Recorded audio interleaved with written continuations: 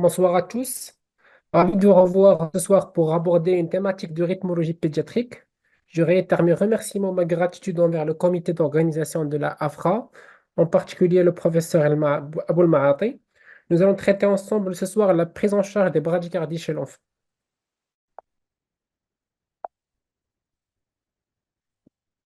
Je commence par un aperçu général. La fréquence cardiaque est une composante essentielle de l'évaluation clinique de l'enfant présentant une maladie aiguë et est couramment utilisée dans les scores d'alerte précoce en pédiatrie. Les changements liés à l'âge dans l'anatomie et la physiologie de nourrissons et des enfants produisent des plages normales pour les caractéristiques ECG qui diffèrent de celles de l'adulte et varient avec l'âge.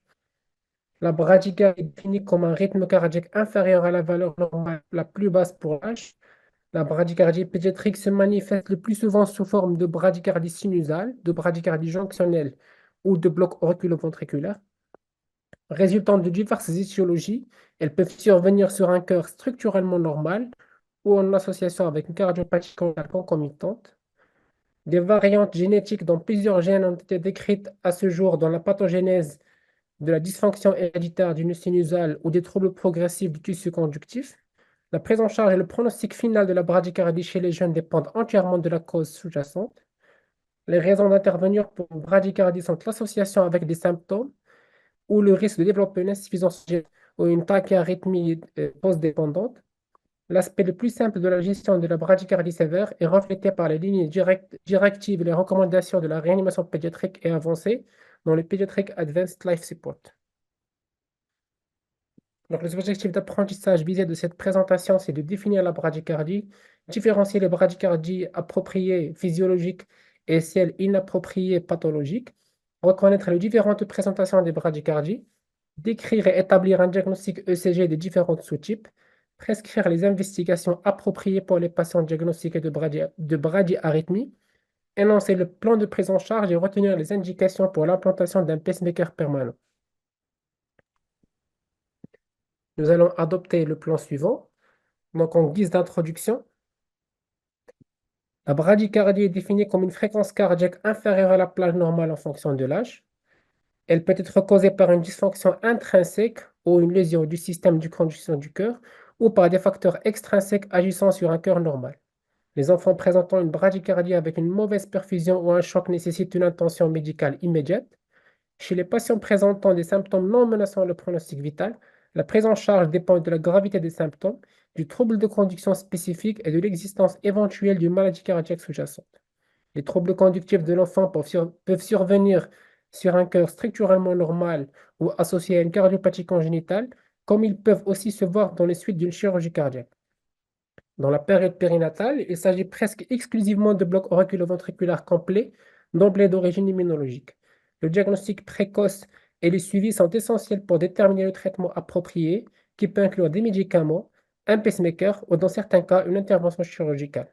Les progrès en cardiologie pédiatrique ont permis une meilleure prise en charge de ces pathologies, mais elles demeurent une source importante de morbidité et de mortalité cardiaque dans l'enfance. La plage normale de la fréquence cardiaque varie en fonction de l'âge. Les patients les plus jeunes ont des fréquences cardiaques plus élevées qui diminuent pour atteindre des valeurs adultes à la fin de l'adolescence, avec une grande variabilité interindividuelle. Ce qui est considéré comme normal chez un adolescent de 15 ans peut être nettement anormal chez un nouveau-né. Par conséquent, il est essentiel lorsqu'on définit la bradycardie dans la population pédiatrique de se référer aux valeurs normales selon l'âge. La bradycardie peut être le signe d'un cœur athlétique en bonne santé avec un tonus vagal élevé, mais elle peut également indiquer une maladie du tissu conductif et conduire à une mort subite. Ainsi, l'identification correcte du rythme et de l'étiologie, ainsi que des mesures thérapeutiques immédiates appropriées, sont nécessaires lors de l'évaluation d'un enfant présentant une fréquence cardiaque basse.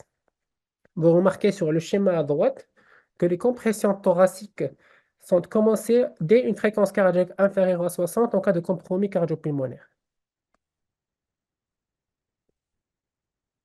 Passons à l'épidémiologie.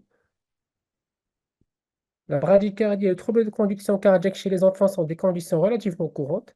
La bradycardie est l'activité électrique cardiaque terminale la plus courante chez les enfants et une reconnaissance précoce ainsi qu'un traitement approprié sont nécessaires pour éviter un arrêt cardiaque.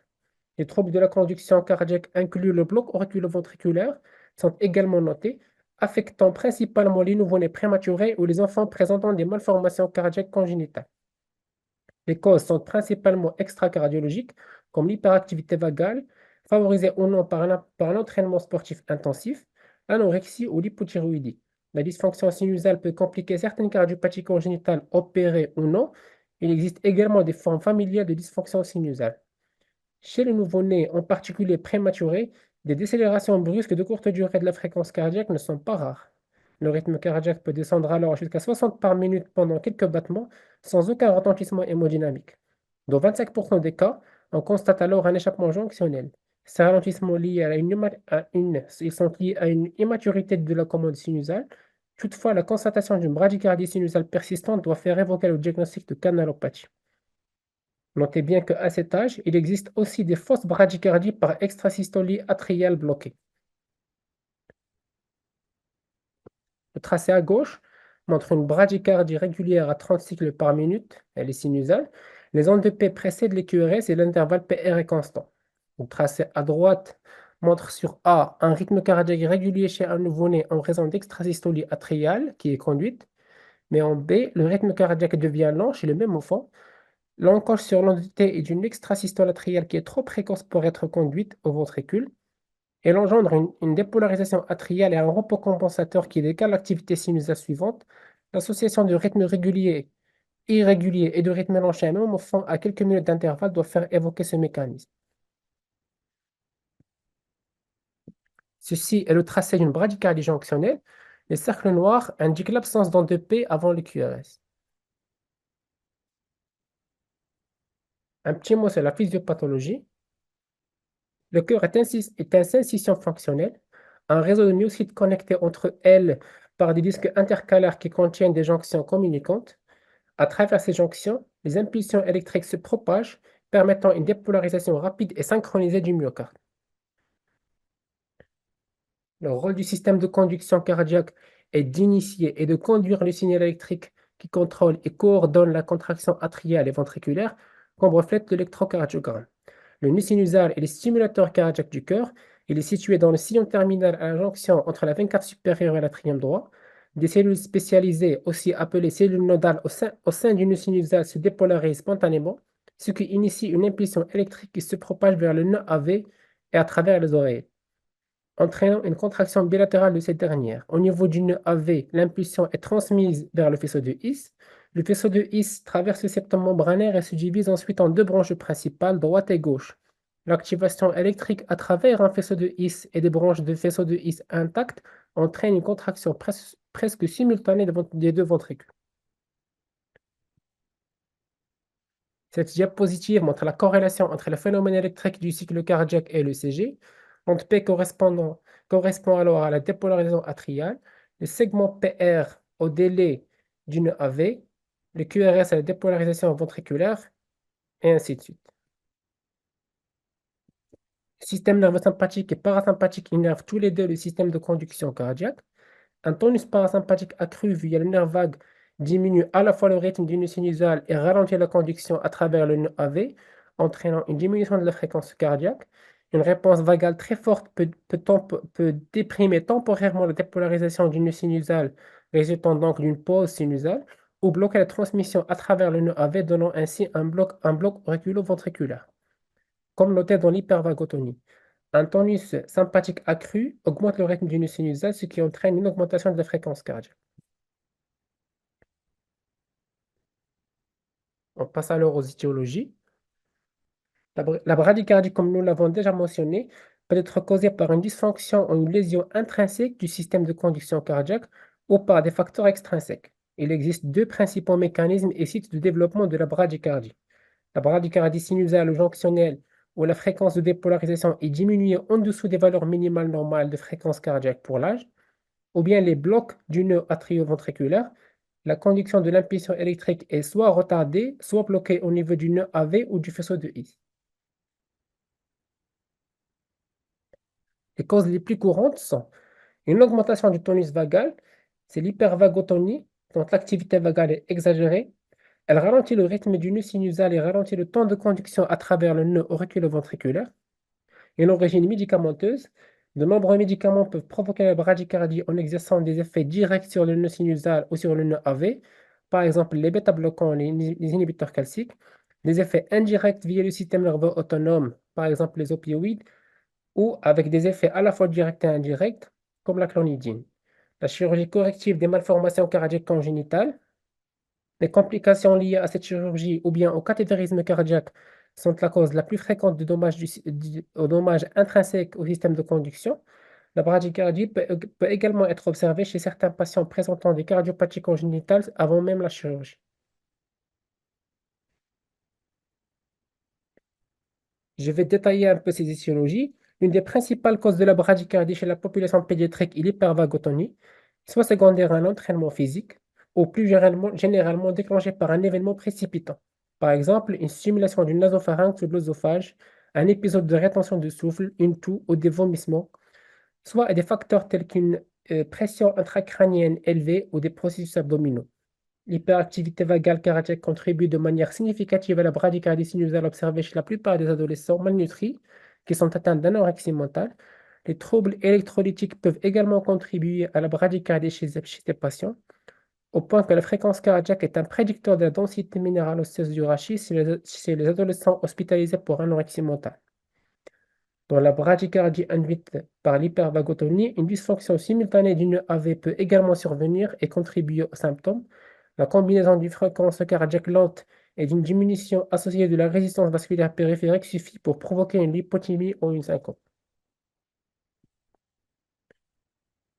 Les interventions chirurgicales chez les patients atteints de cardiopathie congénitale peuvent également entraîner une dysfonction sinusale ou un bloc auriculo-ventriculaire. La chirurgie cardiaque congénitale, souvent associée à une dysfonction post-opératoire du nœud sinusal, est principalement représentée par la transposition du gros vaisseau après procédure de commutation ou switch atrial, chose qui est rarement pratiquée de nos jours. On parle aussi de la fermeture chirurgicale de communication interauriculaire ou de l'intervention de Fontan.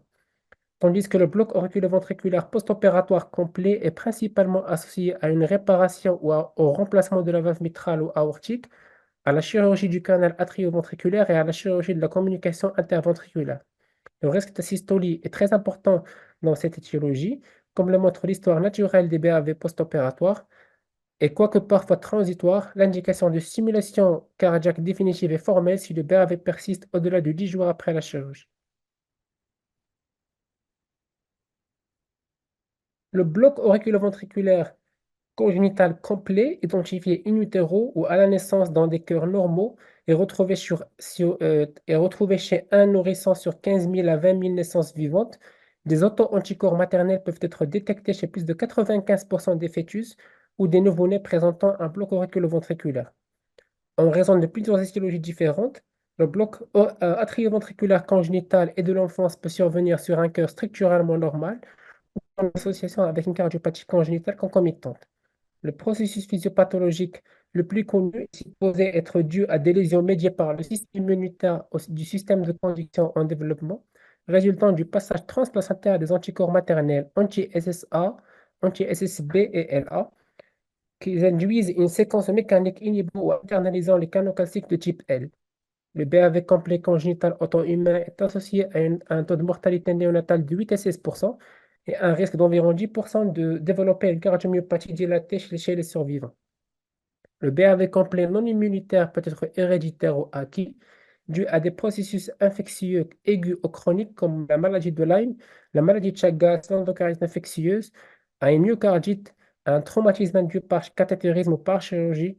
Il peut aussi être induit par des médicaments, à une maladie coronaire, à une cardiomyopathie, à des maladies métaboliques ou à des processus infiltratifs.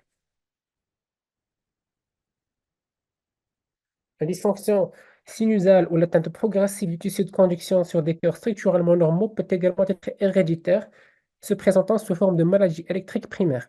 Un récent progrès en génétique moléculaire a permis de révéler une variété de bases génétiques sous-jacentes à la bradycardie pédiatrique, notamment de type familial. Le développement du système de conduction est un processus complexe. Plusieurs facteurs de transcription sont essentiels à la morphogénèse du système de conduction cardiaque et à l'activation ou à la répression des gènes régulateurs. Les gènes clés identifiés sont le GATA4, NKX2 et 5, TBX3 et TBX5.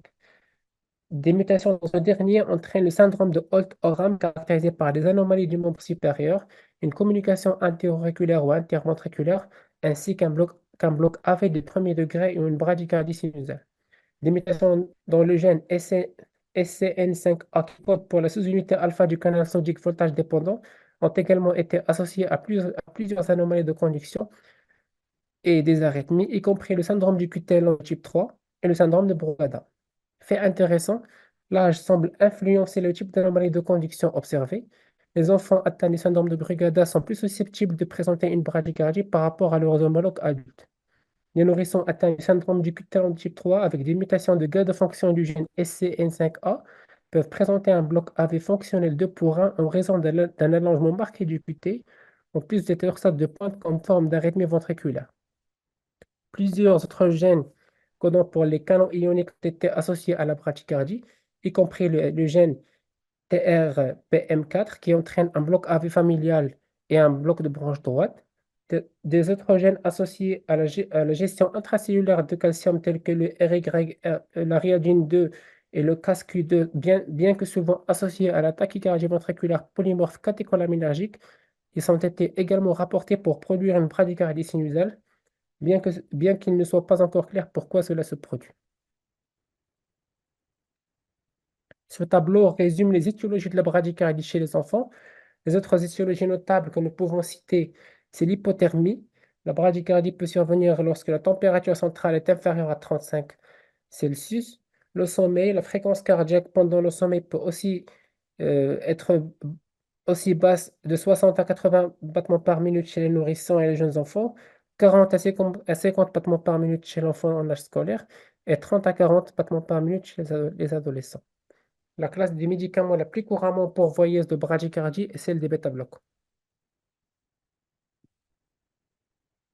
Passons à l'approche diagnostique. L'évaluation commence par une euh, évaluation rapide afin d'identifier les signes de mauvaise tolérance respiratoire ou circulatoire. Les enfants présentant des signes de mauvaise perfusion nécessitent une prise en charge médicale immédiate, avant toute évaluation et test supplémentaire. Ce chapitre va être traité à part. Chez les enfants présentant une bradycardie sans signe de compromis hémodynamique, une anamnèse complète et un examen physique doivent être effectués. De plus, un ECG est réalisé pour identifier le type et l'anomalie de conduction. L'interrogatoire dans l'approche d'un patient présentant une bradycardie se concentre sur deux objectifs principaux. Le premier est de déterminer la présence de symptômes et d'établir une corrélation symptôme-rythme. Le second est d'identifier une étiologie pour la bradycardie. La bradycardie est le plus souvent une découverte incidente en présence d'un tonus vagal accru. Les ECG, les enregistrements Holter et les moniteurs de chevet et la télémétrie, ils captent fréquemment ce phénomène physiologique normal et qui est bénin. La bradycardie dans ces cas est généralement transitoire et due à un ralentissement du nœud sinusal, parfois accompagné d'un ralentissement simultané de la conduction AV. Une révision rapide du contexte clinique permet de clarifier cette observation courante et dans ces cas, aucune évaluation ou intervention supplémentaire n'est nécessaire. La bradycardie peut être accompagnée de symptômes tels que des difficultés d'alimentation chez les nourrissons, une intolérance à l'exercice chez les enfants les plus âgés et des syncopes et des lipothémies. C'est la manifestation la plus significative de la bradycardie. La présence de symptômes attribuables à la bradycardie indique la nécessité d'une intervention. La plupart des bradycardies sinusales sont secondaires à un processus non cardiaque, comme ceux provoquant un tonus vagal accru.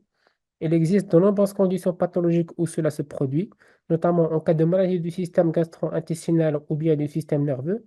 Un stimulus vagal très fort, comme celui observé lors des vomissements, peut temporairement déprimer l'automaticité du nœud sinusal ou bloquer la transmission à travers le nœud auriculo-ventriculaire, même chez les personnes en bonne santé. L'histoire clinique permet d'élucider la cause des nausées ou du tonus vagal accru dans la plupart des cas. Un groupe de patients de plus en plus connu est celui des préadolescents et adolescents présentant une dysautonomie. Bien que ces patients présentent plus souvent une tachycardie sinusale inappropriée, la syncope survient toujours dans un contexte de bradycardie. La syncope vasovagale est caractérisée par une sympatho-excitation suivie par une activation vagale via le réflexe de Bézol-Jarisch. Ce réflexe est généré par une hypoperfusion cérébrale suite à la sympathosuppression médiée pour protéger le myocarde. Plusieurs facteurs exacerbent et accélèrent la syncope vasovagale, notamment la fatigue, la déshydratation, l'hypovolémie et la réduction du retour veineux. Toujours dans l'anamnèse, l'histoire clinique détaillée exclut d'autres causes et est cruciale et permet généralement d'identifier les éléments clés comme une croissance rapide récente, des plaintes non spécifiques de palpitations ou de vertige, une intolérance à l'exercice et parfois une maladie ou une situation déclenchante, par exemple une commotion cérébrale. Le test d'inclinaison ou bien le tilt test n'est généralement pas nécessaire, mais il peut être utile pour reproduire certains éléments du contexte symptomatique. Les médicaments sont fréquemment responsables de bradycardie et doivent être investigués, y compris les médicaments prescrits ainsi que les ingestions accidentelles possibles. Déterminer si les symptômes sont secondaires à la bradycardie peut être difficile. Un rythme cardiaque chroniquement bas ne devrait théoriquement pas contribuer à l'apparition de nouveaux symptômes, mais cela semble être le cas dans les périodes et les phases de croissance rapide. De plus, une documentation minutieuse du rythme cardiaque lors des symptômes doit être tentée avant de recourir à une intervention. La technologie des smartphones peut être utile à cet égard. Des antécédents familiaux de personnes nécessitant une implantation précoce de stimulateur cardiaque ou présentant des défects septaux peuvent indiquer un trouble du rythme cardiaque héréditaire. Plusieurs gènes ont été impliqués dans des rythmes bradycardiques. Des antécédents familiaux de mort subite chez les jeunes individus apparemment en bonne santé peuvent indiquer un syndrome du QT lent. En cas de BAV apparemment idiopathique, un dépistage familial devrait être envisagé car il peut fournir des arguments en faveur de l'hérédité. Les troubles auto-humains sont souvent familiaux également. Un antécédent de lupus maternel ou de syndrome sec doivent être recherchés chez tout jeune présentant un bloc auriculo-ventriculaire complet. Également, il faut noter qu'une notion de trisomie 21 doit orienter vers une hypothyroïdie. L'examen physique contribue rarement à identifier l'étiologie de la bradycardie. Les éléments importants de l'examen physique peuvent inclure un souffle cardiaque anormal ou un galop qui peuvent suggérer une maladie cardiaque congénitale sous-jacente ou bien une autre pathologie structurelle. Chez le nouveau-né avec bloc AV complet congénital secondaire à des anticorps maternels, on note la présence possible d'un lupus néonatal avec rash cutanée. Chez les enfants plus âgés, en particulier les jeunes adolescentes, une réduction progressive du métabolisme associée à une baisse de la température corporelle et du rythme cardiaque, un indice de masse corporelle faible ou une perte de poids significative sans cause physique évidente doit évoquer un trouble de l'alimentation ou une anorexie mentale. Aussi, une bradycardie avec un goitre à l'examen doit faire suspecter une hypothyroïdie. Passons aux examens complémentaires. L'UCG de dérivation est d'une importance capitale pour documenter et comprendre la bradycardie et doit être obtenue chez les enfants présentant une bradycardie lors de l'examen physique et chez ceux présentant des symptômes préoccupants, c'est-à-dire une syncope, des vertiges ou des crises inexpliquées. L'UCG aide souvent à déterminer le type de rythme, bien que son utilisation puisse être limitée par le fait que la bradycardie soit un événement transitoire. La bradycardie sinusale, un rythme sinusal lent avec un intervalle PR normal et une configuration du QRS normale indique que le nœud sinusal est la cause, soit par bloc de sortie, soit par dysfonction du nœud sinusal. La bradycardie sinusale peut être accompagnée d'une pause ou d'arrêt sinusaux, documenté par l'absence soudaine d'une onde P sinusale attendue. La pause ou l'absence sinusale est due soit à l'incapacité de générer une dépolarisation du nœud sinusal, soit à l'échec de dépolarisation générée par le nœud sinusal à quitter le nœud sinusal et à entrer dans les oreilles. La bradycardie sinusale peut être fréquemment observée chez les enfants normaux et asymptomatiques avec un parcours bénin et sans pathologie sous-jacente apparente. Les troubles physiologiques tels qu'une hypoxémie sévère, une hypotension, une acidose peuvent provoquer une bradycardie sinusale. Elle peut être aussi due à une anomalie, une atteinte directe du nœud sinusal. Cela est alors appelé dysfonction du nœud sinusal et est le plus souvent observé chez les patients post-opératoires atteints de cardiopathie congénitale. Dans cette dysfonction du nœud sinusal, il y a une bradycardie sinusale inappropriée ou une incompétence chronotrope, c'est-à-dire un échec à augmenter correctement la fréquence cardiaque en réponse au stress physiologique. En plus de la bradycardie sinusale, d'autres signes associés à la dysfonction sinusale comprennent des pauses sinusales sévères, le syndrome de tachycardie et bradycardie, le syndrome de tachycardie par réentrée sinusale et le blocage de sortie sino-atriale. Sur l'image à droite, on note sur un enregistrement Holter des pauses prolongées de 7 secondes et sur l'image à gauche, on note une pause après le troisième QRS qui est suivi d'un échappement jonctionnel de 6 complexes avant la reprise d'une commande sinusale. Une autre cause de la bradycardie présente dans la vie fœtale et souvent persistante au cours du premier mois de vie, c'est l'ectopie atriale. Les complexes atriaux prématurés ou les extrasystoles non conduites se produisent pendant la période réfractaire du tissu de conduction et ne sont pas suivies d'une dépolarisation ventriculaire. Les extrasystoles atriales peuvent également réinitialiser le nœud sinusal, entraînant une pause dans l'atrium. En cas de bigéminisme atrial, on peut observer un rythme ventriculaire qui est la moitié du rythme atrial, comme sur cette image en bas à droite. Chez le fœtus, cela peut apparaître en un rythme bradycardique qui est rapidement normalisé en doublant la fréquence lorsque ce bigéminisme atrial cesse ou bien lorsque les extrasystoles atriales deviennent capables d'être conduites. Le bloc auriculoventriculaire est défini comme un retard ou bien une interruption de la transmission de l'impulsion auriculaire vers les ventricules en raison d'une altération anatomique ou fonctionnelle du système de conduction. La conduction peut être retardée, intermittente ou absente. Le bloc cardiaque est en bloc de premier degré, où la conduction est ralentie, mais sans interruption. Le bloc de deuxième degré, où la conduction est intermittente avec des battements manquants. Et le bloc AV de troisième degré, où la conduction ventriculaire est absente. Dans le bloc AV de premier degré, l'intervalle PR est supérieur aux limites normales pour l'âge. En général, les intervalles PR normaux, ils sont de 70 à 170 millisecondes chez les nouveau-nés et de 80 à 220 millisecondes chez les jeunes enfants et adultes. Le bloc AV de premier degré est un signe électrocardiographique courant qui survient jusqu'à 6% des nouveau-nés normaux. Bien que le temps de conduction du nœud sinusal au ventricule soit augmenté, la bradycardie ne se produit pas, sauf en cas d'association avec une dysfonction sinusale. Un tonus vagal accru est une constatation fréquente et est largement bénigne, pouvant entraîner ce type de bloc auriculo-ventriculaire. Les autres affections médicales associées au BAV de premier degré comprennent le rhumatisme articulaire aigu, la maladie de Lyme, les oreillons, les troubles métaboliques, etc. Les enfants atteints de BAV de premier degré sont généralement asymptomatiques. Un traitement peut être indiqué s'il y a des signes de dysfonction sinusale, ou bien s'il y a passage en bloc AV de haut degré. Avec le cas extrême, c'est un prolongement vraiment supérieur à 300 millisecondes, voire plus, chez certains patients qui peuvent développer le syndrome du pacemaker, avec comme symptôme vertige, fatigue ou gêne thoracique en raison de la contraction auriculaire contre une valve fermée, ou lorsque la contraction auriculaire se produit peu après la systole ventriculaire avec un remplissage auriculaire incomplet. Une thérapie par pacemaker dans ce cas peut être indiquée.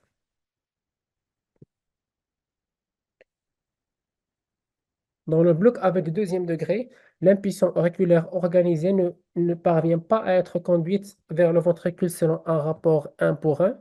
Le bloc AV de deuxième degré est divisé en deux catégories. Le bloc de type Mobitz 1, également appelé bloc de Wenckebach, est un prolongement progressif de l'intervalle PR jusqu'à ce que l'onde de P échoue à être conduite.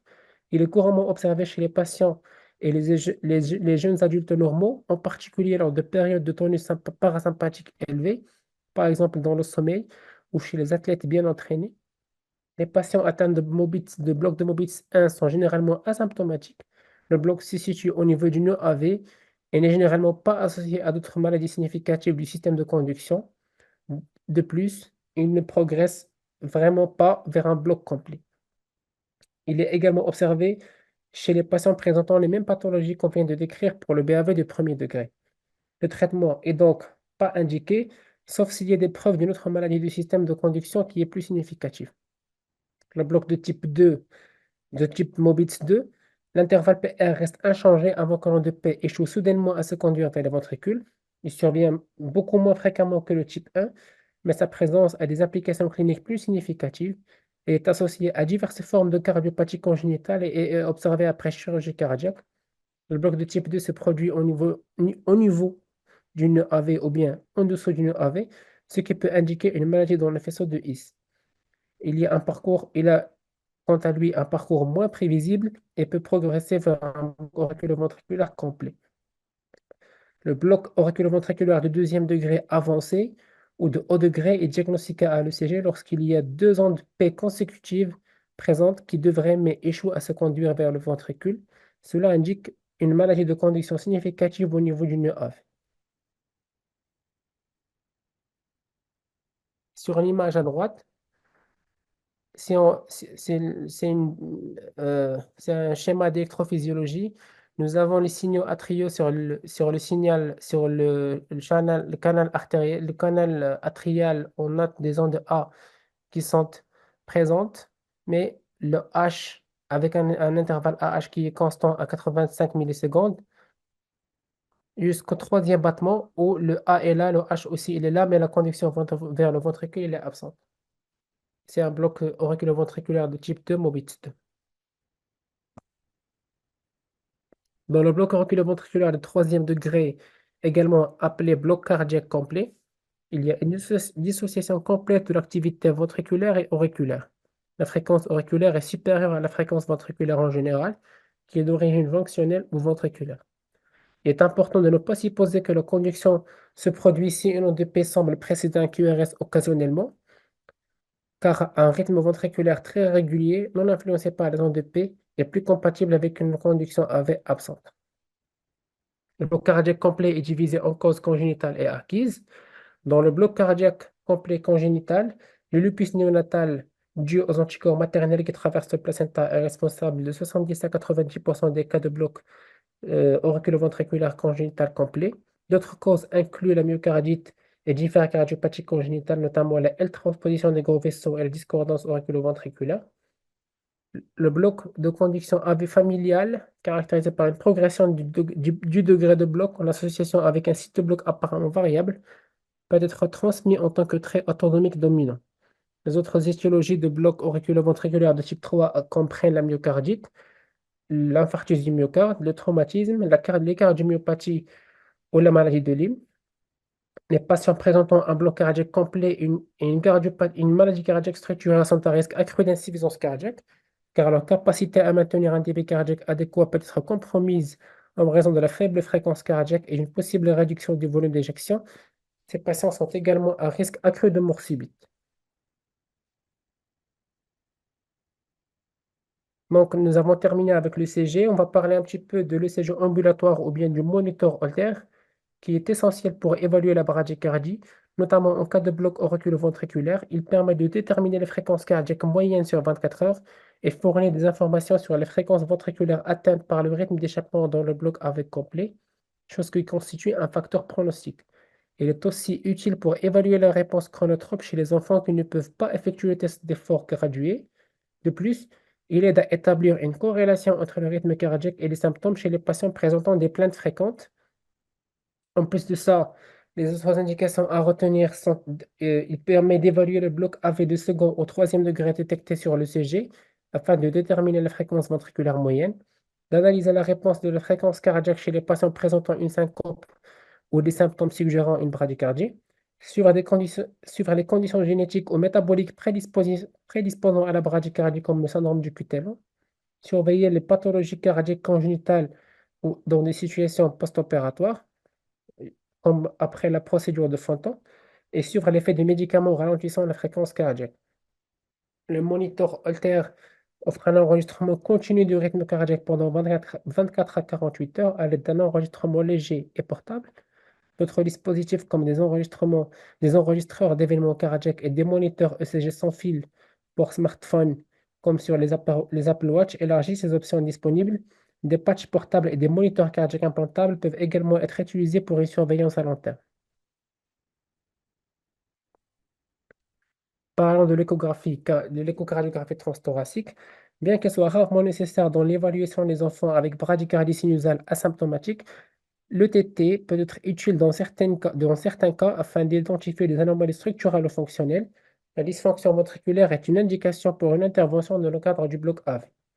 Les indications de l'échocardiographie chez les enfants présentant une bradycardie peuvent inclure une syncope avec des résultats ECG normaux, une syncope chez un patient avec des antécédents familiaux de mort subite ou de cardiomyopathie, une syncope à l'effort, et pour l'évaluation et le suivi des enfants présentant une bradycardie chronique afin d'évaluer la morphologie du ventricule gauche. Certaines atteintes qui peuvent passer inaperçues incluent les communications interatriales et la discordance auriculo-ventriculaire. Ces conditions peuvent exister sans signe clinique évident et se manifester uniquement par une bradycardie. Cependant, avec l'utilisation relativement répandue de l'échocardiographie de nos jours, cela devient moins fréquent. Le test d'effort n'est pas nécessaire pour poser le diagnostic de bradycardie. Cependant, il est couramment utilisé pour déterminer la réponse de la fréquence cardiaque à l'activité, qui est aussi appelée la compétence chronotrope. Il est aussi utile pour différencier la conduction cardiaque anormale de l'hypervagotonie, car la première ne répond pas à l'exercice, tandis que la seconde est capable d'atteindre des fréquences cardiaques maximales normales. L'incompétence chronotrope est l'incapacité de répondre de manière appropriée au stress, soit la non-obtention de l'augmentation linéaire prédite de la fréquence cardiaque à partir du rythme de base jusqu'au rythme cardiaque maximal proportionnellement à la consommation maximale d'oxygène VO2 et peut être une indication pour une simulation cardiaque permanente. Un test d'effort ou bien un test de stress gradué peut être effectué en utilisant différentes méthodes. Comme expliqué précédemment, un moniteur Holter peut être utilisé chez un jeune enfant avec des instructions pour être très actif et bien annoter ses activités. Chez les enfants un peu plus âgés, la course sur tapis roulant est une option privilégiée pour évaluer la réponse à l'exercice. Pour rester plus simple, en clinique ou à l'hôpital, un patient évalué pour bradycardie peut être invité à effectuer quelques exercices simples, tels que des sauts ou des montées des escaliers, pour évaluer de manière approximative la réponse de la fréquence cardiaque.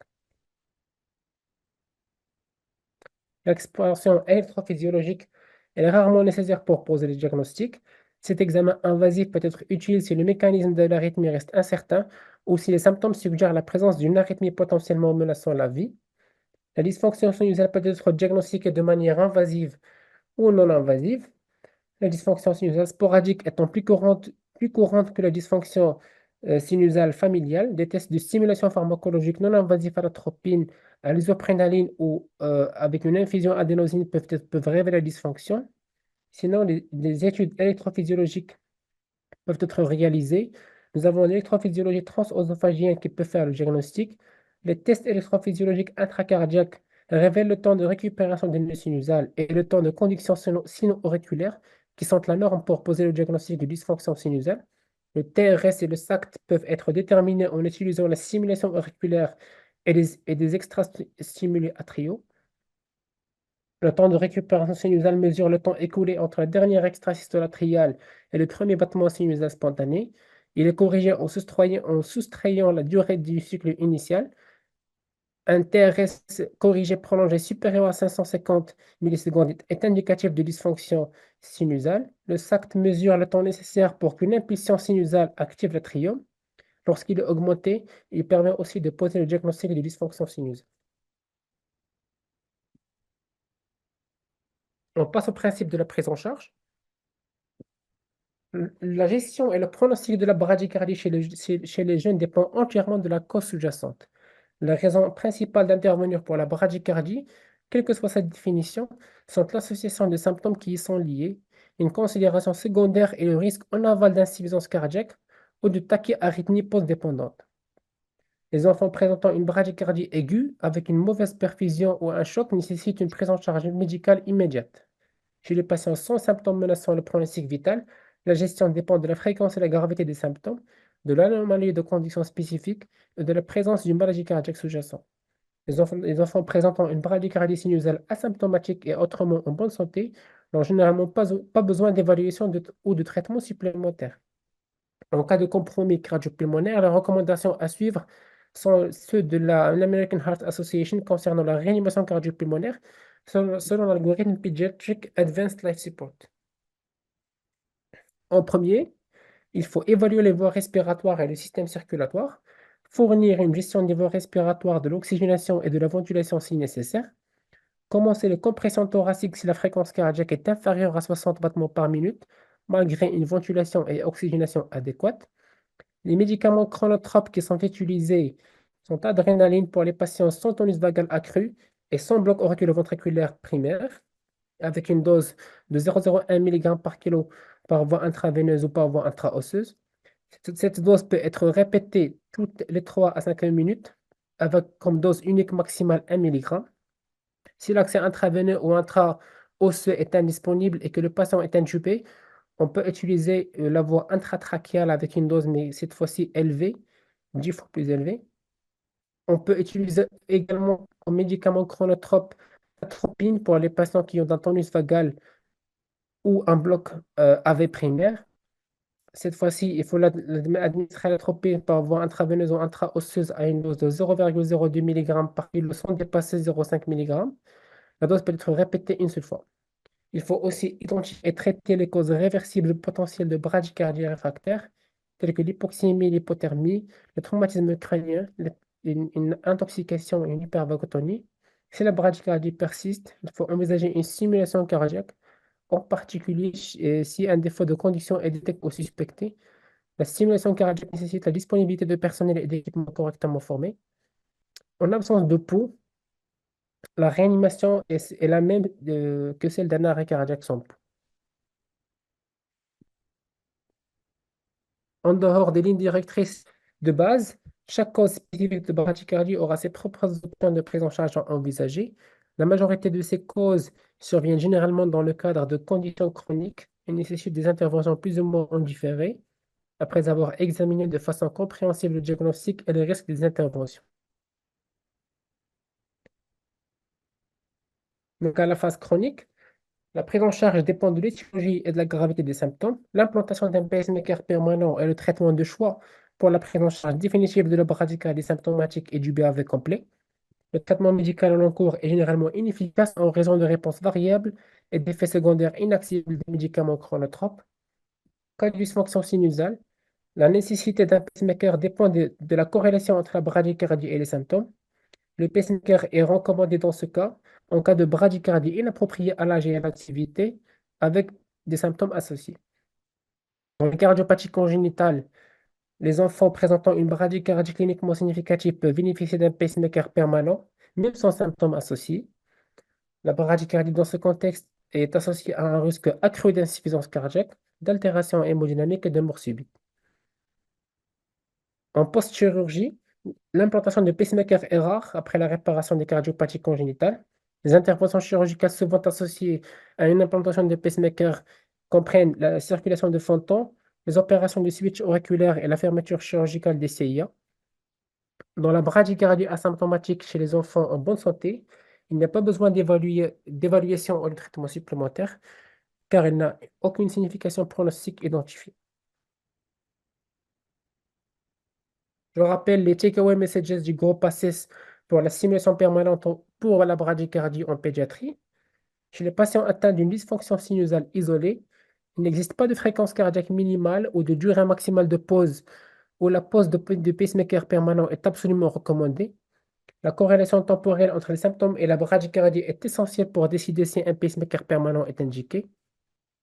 Chez les jeunes patients présentant une fonction ventriculaire altérée ou une physiologie cardiovasculaire anormale, peuvent présenter des symptômes liés à la bradycardie sinusale ou à la perte de synchronisation entre atrioventriculaire à des fréquences cardiaques qui ne provoqueraient pas de symptômes chez des patients individus qui sont sains. Bien que la fréquence,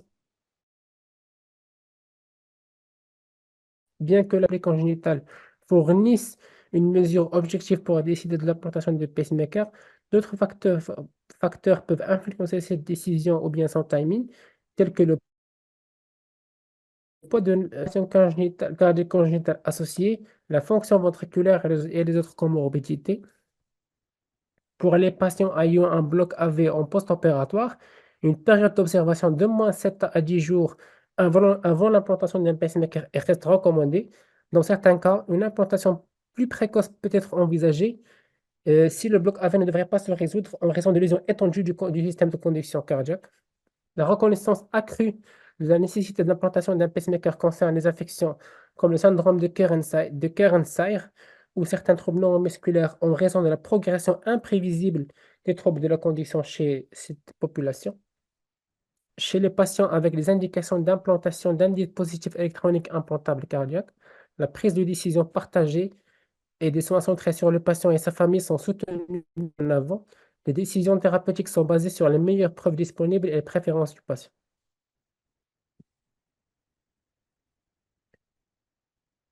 Je vous passe les recommandations rapidement, leur classe et niveau de preuve. Par exemple, le mode d'asservissement de fréquence est préconisé en cas d'implantation pour dysfonction sinusale avec insuffisance chronotrope. L'implantation de pacemaker peut être raisonnable en cas de BAV complet avec dilatation ou dysfonction du VG en cas d'IM significative secondaire au BAV. En cas de trouble de rythme ventriculaire post-dépendant ou de BAV de haut degré irréversible et symptomatique, l'indication d'implantation est de classe 1. Elle devient de classe 3 en cas de BAV de premier degré ou de deuxième degré Mobitz 1 asymptomatique. En cas de cardiopathie congénitale, en plus des recommandations déjà décrites d'implantation de pacemaker, on note le BAV complet, on note le BAV complet quand l'échappement ventriculaire a une fréquence inférieure à 70 battements par minute. Les autres indications spécifiques sont la bradycardie sinusale liée à des épisodes récurrents de tachycardie atriale par réentrée, la bradycardie jonctionnelle avec une fréquence inférieure à 40 battements par minute ou associée à des pauses prolongées, une hémodynamique altérée due à une bradycardie sinusale ou à une perte de synchronisme atrioventriculaire, une dysfonction sinusale avec alternance de tachycardie et bradycardie symptomatique. Les recommandations de l'ESC Paris en 2021 ont simplifié les indications de simulation en cas de bloc auriculo-ventriculaire de haut degré et cardiopathie congénitale et sont les suivantes. Soit la présence de symptômes, de pause supérieure à 3 fois le cycle RR d'échappement, la présence d'échappement avec des QRS qui sont larges, un QT prolongé, une extrasystolie ventriculaire complexe, ou si la fréquence cardiaque diurne moyenne est inférieure à 50 battements par minute. On note aussi des recommandations spécifiques et dédiées aux pathologies neuromusculaires et pour la syncope neurocardiogénique. Je vais parler de quelques particularités des interventions thérapeutiques chez les enfants. Faut-il opter vers une stimulation endocardique ou épicardique? Chacune a ses avantages et ses inconvénients. Pour une implantation de sonde en endocardique, les avantages sont une longévité accrue des sondes. Les sondes endocardiques sont généralement plus durables en raison de leur position protégée et des moindres contraintes mécaniques. La stimulation endocardique nécessite généralement moins d'énergie, ce qui prolonge la durée de vie de la batterie du dispositif. Elles peuvent être souvent réalisées par une voie transveineuse sans chirurgie, sans thoracotomie. La récupération post-opératoire elle est plus rapide avec moins de douleur et de temps de récupération par rapport à la chirurgie péricardique. Pour les inconvénients, l'accès veineux peut être problématique chez les jeunes enfants avec la petite taille des veines qui rend difficile l'implantation endocardique chez les nourrissons ou les jeunes enfants. Le risque de complications thromboemboliques ou bien d'endocardite qui peuvent survenir. Des complications aussi procédurales pour les enfants de petit poids et taille. Aussi, certains enfants atteints de cardiopathie congénitale complexe nécessitent une approche épicardique systématique. L'implantation de sonde en épicardique a également ses avantages et inconvénients. Elle est adaptée aux jeunes enfants et aux malformations cardiaques complexes. Parfois, c'est le seul choix pour les nourrissons ou les patients avec anatomie vasculaire anormale. Elle évite l'accès transveineux et permet alors de préserver les veines pour de futures interventions, par exemple une transplantation cardiaque, et facilite aussi l'accès en cas de chirurgie cardiaque concomitante qui peut être combinée.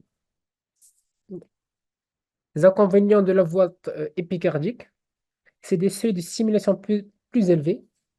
Cela peut nécessiter plus d'énergie et réduit la durée de vie de la pile.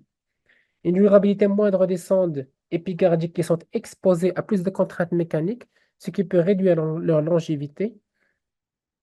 La chirurgie par voie épicardique elle est plus invasive Elle nécessite une thoracotomie et une approche, ou bien au minimum une approche sous-xiphoïdienne avec des risques opératoires accrus et un temps de récupération plus long. Il y a aussi un risque de compression coronaire par les sondes épicardiques qui n'est pas à négliger, avec une incidence à 5,5%, et le risque d'autres complications post-opératoires comme l'épanchement péricardique ou l'infection de la plaie.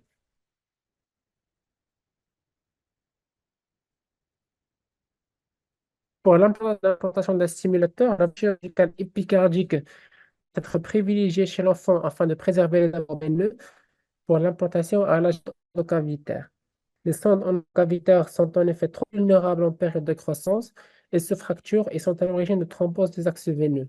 La pratique actuelle suggère que les sondes de stimulation transveineuse peuvent être placées en petite sécurité et facilement chez les enfants de plus de 10 kg, bien qu'il existe quelques rapports dans quelques centres réalisant les implants transveineux chez les enfants de moins de 10 kg avec de bons résultats, mais qui nécessitent une expertise assez importante. Un petit mot sur la stimulation en mono versus en stimulation ventriculaire unique ou bien une stimulation en double chambre. La stimulation ventriculaire en sentinelle avec asservissement de fréquence en mode VVI-R répond de manière adéquate aux besoins physiologiques des enfants actifs. Et la stimulation transveineuse à double chambre est possible également, mais elle est évitée en raison du risque accru d'occlusion veineuse. Une stimulation précoce avec un système à double chambre peut entraîner une cardiopathie.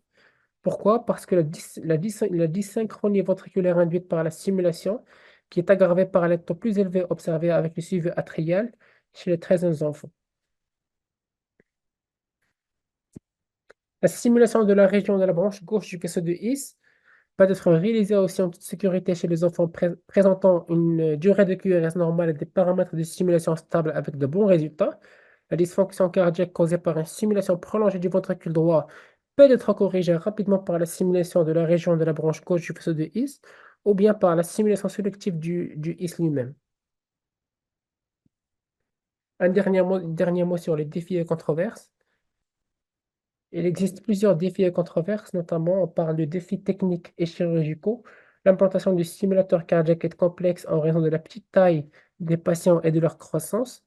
Les électrodes et dispositifs doivent être adaptés afin d'éviter une complication à long terme, comme la rupture de sonde ou la nécessité de révision fréquente. Le choix entre une implantation endocardique et épicardique est un défi. Chaque option a des avantages et des inconvénients, notamment concernant la durabilité des sondes, le risque d'infection et les complications mécaniques, les indications et les seuils d'intervention en cas de bradycardie asymptomatique. Il existe des désaccords sur l'importance des critères cliniques par rapport aux données ECG pour justifier une implantation, surtout chez les patients qui sont asymptomatiques. Les controverses sur les technologies émergentes, bien qu'ils évitent les complications liées aux sondes, ces dispositifs sans sonde comme les micras sont encore expérimentaux chez les enfants et ne permettent pas de stimulation auriculaire ou ne permettent pas une programmation de mode plus complexe. Et en dernier, l'aspect social et la qualité de vie. Vivre avec un dispositif implantable peut affecter la qualité de vie des enfants et entraîner des stigmatisations ou de l'anxiété, nécessitant un suivi psychosocial. Donc, pour conclure, la bradycardie de l'enfant est une pathologie traitable qui reste associée à une morbidité et une mortalité significative, notamment chez les nouveau-nés et les enfants. Le rôle des cliniciens est d'identifier les diverses étiologies, incluant les causes congénitales et acquises, maîtriser les mesures thérapeutiques immédiates pour garantir une évaluation et une prise en charge optimale. Les axes de recherche et avancées technologiques, comme les progrès dans la stimulation physiologique du faisceau de His et de la branche gauche, ouvrent des perspectives prometteuses, bien qu'elles restent techniquement complexes et nécessitent des études complémentaires, notamment en pédiatrie. Les avancées génétiques permettent l'identification de gènes impliqués dans les formes héréditaires de bradycardie et influençant directement les stratégies diagnostiques et thérapeutiques. Avec une approche diagnostique rigoureuse, un plan de prise en charge personnalisé et des innovations technologiques, de bons résultats sont atteignables, améliorant la qualité de vie et le pronostic de ces jeunes patients. Je vous remercie pour votre attention.